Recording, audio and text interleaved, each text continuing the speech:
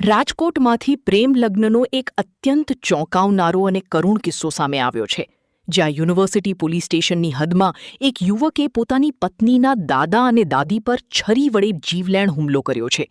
આ હુમલામાં દાદા પ્રવીણભાઈ શાહનું કમકમાટીભર્યું મોત નીપજ્યું છે, જ્યારે દાદી ઈલાબેન ગંભીર રીતે ઘાયલ થતાં તેમને હોસ્પિટલ ખસેડવામાં આવ્યા છે. મળતી માહિતી મુજબ આરોપી વિવેક ગોસ્વામી અને મૃતકની પૌત્રી દિયા વચ્ચે 2 વર્ષ પહેલા પ્રેમ સંબંધ બંધાયો હતો અને ત્યારબાદ તેઓએ લવ મેરેજ કર્યા હતા. જો કે દિયાના પરિવારજનોને આ લગ્ન મંજૂર ન હોવાથી તેઓ દિયાને સમજાવીને પોતાના ઘરે પરત લઈ આવ્યા હતા. આ દરમિયાન દિયાએ વિવેક સાથે ફોન પર વાત કરવાનું બંધ કરી દીધું હતું અને તેનો નંબર પણ બ્લોક કરી દીધો હતો. આ વાતથી ઉશ્કેરાયેલા આરોપી વિવેકે ગત રાત્રે દિયાના દાદાના ઘરે પહોંચીને બોલાચાલી કરી હતી અને પોતાની પાસે રહેલી છરી વડે દાદા દાદી પર આડીધડ ઘા ઝીંકી દીધા હતા. આ મામલે ECP વેસ્ટ દ્વારા વધુ વિગતો આપવામાં આવી છે. તારીખ 14/6/2026ના રાત્રિના 1:30 વાગ્યાની આસપાસ યુનિવર્સિટી પોલીસ સ્ટેશનની હદમાં આવેલ ઈલાબેન પ્રવીણભાઈ શાહ જેઓની ફરિયાદ જોતા આ તારીખના રોજ રાત્રિના એમની દીકરીની દીકરી જે દિયા કરીને છે, દિયા એમની સાથે રહેતી હતી.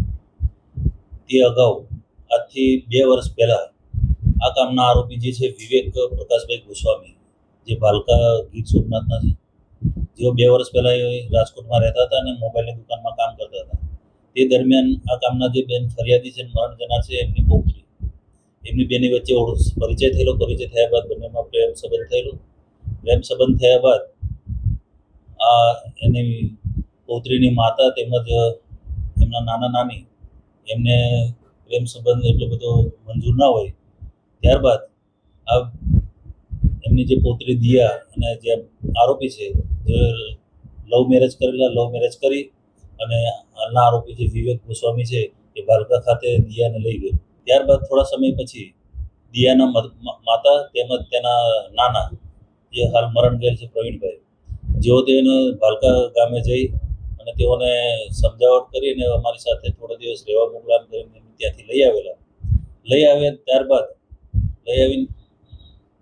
અહીંયા આવ્યા પછી વિવેક, જેમનો આરોપી છે વિવેક ગોસ્વામી, એના ફોન પર વાત કરવાનું બંધ કરી દીધું અને તેનો ફોન પણ બ્લોકમાં મૂકવામાં આવ્યો, જેથી વિવેકને એવું લાગ્યું કે અમને બેને છૂટા પાડી દેશે, અમારા બેના લગ્ન સંસાર નહીં ચાલવા દે. જેથી રૂબરૂ મળવા આવેલો આ તારીખના રોજ રાત્રે. ત્યારે રાત્રિના આવીને એમના નાનાના ઘરે ગયેલો, કારણ કે આ દિયા છે એમના નાનાના ઘરે મોટા ભાગે રહેતી હતી.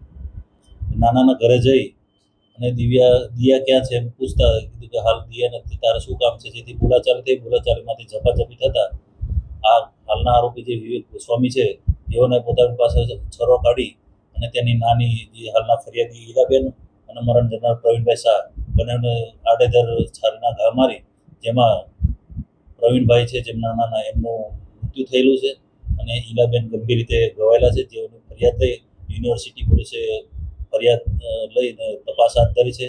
આરોપીની ધરપકડ કરી લેવામાં આવી છે અને હાલ યુનિવર્સિટી PI જાતે આ ગુનાની તપાસ કરી રહ્યા છે. હાલ તપાસ ચાલી રહી છે, પણ 2 વર્ષ પહેલાં પરિચયમાં આવેલા ને ત્યારબાદ આ લોકો લવ મેરેજ કરી અને પછી ત્યાં ભાલકા ખાતે રહેવા ગયેલા. હવે હાલ આરોપીની ધરપકડ થઈ છે. આરોપીને અને ફરિયાદીના બધાના નિવેદન ચાલુ છે, જેથી વધુ ઘનિષ્ઠ પૂછપરછ તેમજ રિમાન્ડ પણ મેળવવામાં આવશે. રિમાન્ડ મેળવતી પૂરેપૂરી તપાસમાં જે પણ નીકળે તે તપાસ કરવામાં આવશે.